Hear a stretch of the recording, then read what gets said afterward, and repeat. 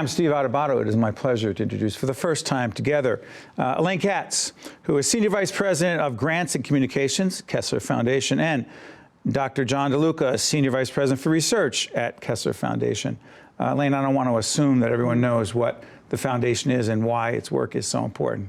Tell us. Well, the Kessler Foundation changes lives through rehabilitation research and funding employment programs for people with disabilities. What makes us really unique is one of the few foundations that focuses on research as well as grant making. How many people are we really talking about that are dealing with the kinds of challenges that Elaine describes?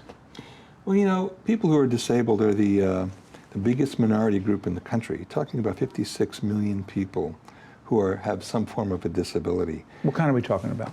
Well, any disability, really. The kind of disabilities that we work with at the Kessler Foundation are primarily neurologic conditions such as multiple sclerosis, traumatic brain injury, spinal cord injury, and stroke.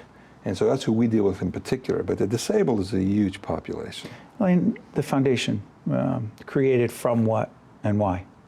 The foundation was created through the sale of Kessler Institute about 10 years ago.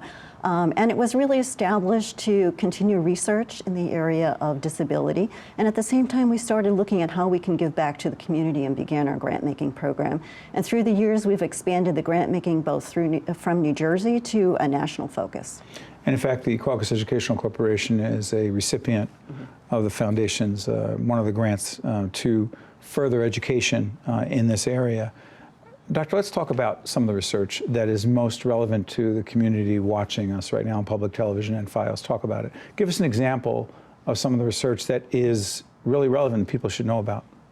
Well, a lot of the research that we're doing is helping people get their function back. Because imagine you have a problem, you have to go to the hospital, and you need to get your function back, your memory, your mobility, your cognitive abilities. And a lot of the research that we do is what are the best interventions that we can look at and show that has an effectiveness. And so those populations, sometimes in the past, people have just come up with what we think is the best thing to do. What we think is best. Right. So what does the research look like? Well, the research is showing, for example, that, you have a spinal cord injury. And the idea is to try to get you back to walk, but if you really aren't able to walk, so what's your rehabilitation going to be? What we've been doing most recently is work in the area of robotics, where we can get actually individuals out of the wheelchair. Imagine that, Steve, for the first time in 15 years to get up and out of the wheelchair. But it's not just getting out of the wheelchair. The rehab research part of it is what else does mobility do? So for example, we're showing that it increases bone density, increases muscle mass, cardiovascular health. And just the psychological aspects of getting out of the chair and speaking to somebody eye to eye has been incredibly important for that. And I think that that's an example of how we look at not just mobility, but what's the research behind it, and how is that going to help people in a variety of areas of function. And Elaine, one of the areas that we've talked about a lot that follows up with what John's talking about is the potential for employment. Talk about that. Well, employment is very important. I mean, it gives you self-esteem. It's actually the first question somebody asks you after your name, what do you do? And for Kessler Foundation, looking at employment is our focus of our grant making. So we have programs both in New Jersey.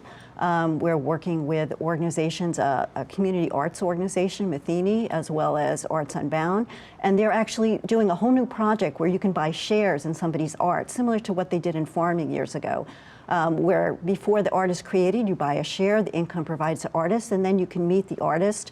And it provides a way of livelihood for a person with disability, as well as providing art, beautiful art for the home. Nationally, we've worked with companies such as PepsiCo. We have a program called Achieving Act Together that's now in 5 states. And what that is, the collective impact program. So we have 4 different funders that are together, working together with Pepsi to create jobs, and Pepsi hopes within 5 years actually to create 2,000 jobs nationally. So as you can imagine, Steve, creating a job for a person continues their independence. It allows them to live within the community and also helps them become self-sufficient. How much progress are we making with societal attitudes towards those with disabilities and their potential to work and be productive in the way Elaine was just describing? Well, that's really an important question because we have the best rehabilitation in the world. When you're trying to go to the hospital, you're in the hospital, we can treat all these functional problems such as mobility and cognition. But what happens when you leave the hospital? That system, you are now out of the system of care and into the system of society. So one of the nice things about the Kessler Foundation is with our focus on employment and our research on improving health, we have a grant that we just received. But it's a grant to do what? It's a grant Nielsen. to Nielsen Foundation. Nielsen Foundation. Nielsen Foundation. Right. It's a grant to The head actually of grants would know exactly where the grant came from. Go ahead. No, the is to get people with spinal cord injury while they're inpatient to start thinking about employment and getting help with their employment after they leave the hospital. And not only are we going to help them thinking about their employment possibilities, but follow them for like 2 years and establish a system by where they can utilize the systems that already exist in the state. Well, how would that make a difference? Give us a concrete example of where that would make a difference. Jump in here, Elaine. Well, it would make a difference if you know that, for example, right now when a person is injured, they don't think about employment right away. They think about getting better. But if the end goal is employment, then you really have a goal, actually a personal goal. You need to, get together with your rehab and to use either robotics or other mechanisms to get working. And the reason you're really improving yourself is to get back into the workplace. So right now your thought is just on getting well, not what happens after you get well. And the foundation is thinking about the next steps. And we're thinking about the next steps. Real quick, before I let you out here, some of the other areas that you're into, the foundation's making a difference. Pediatrics, real quick. Pediatrics, we have a new relationship with Children's Specialized Hospital, and we're working with the Department of Education in New Jersey, looking at what happens after a young child sustains an injury, what happens to their education before and after, and what kind of a difference does that injury make after following a hospitalization. And real quick, some of the other areas you were telling me right before we get on the air. Well, we have our, we do a national NTIDE, and which looks at, it's a monthly report based on the Bureau of Labor Statistics job report. So for example, last month in October, we found 30% of people with disabilities were working compared to 76% who are not working, which is a considerable difference. And we have lots of different programs that we're doing to make a difference. The latest one we're doing is a pilot program in Uber in Pittsburgh, looking at how Uber, which is always in the news, can be accessible for people with disabilities. There's lots of nonprofits that have wheelchair accessible vans that are not being used during the day, and perhaps there's a way of making them available to the community at large, and Uber has talked to us and our grantee Community Options, which is based in New Jersey and nationally, about creating a special app that's accessible, as well as trying to figure out a way to help people get to the doctor's appointments, get to employment, and continue life within the community. And finally, Doctor, important research continues to go on that makes a difference, correct?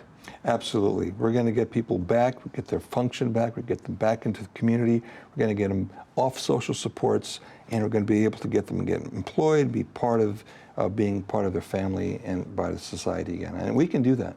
You are doing that at Kessler Foundation. Dr. John Deluca and Elaine Katz from Kessler Foundation, thank you for joining us. Thank you, Steve. Important work goes on every day. Stay with us. We'll be right back. The preceding program has been a production of the Caucus Educational Corporation, celebrating over 25 years of broadcast excellence, and 13 for WNET, NJTV, and WHYY. Funding for this edition of Caucus New Jersey has been provided by Oscar Health Insurance, Barnabas Health, Choose New Jersey, NJM, Cone Resnick, the Fidelco Group, and by the Russell Berry Foundation.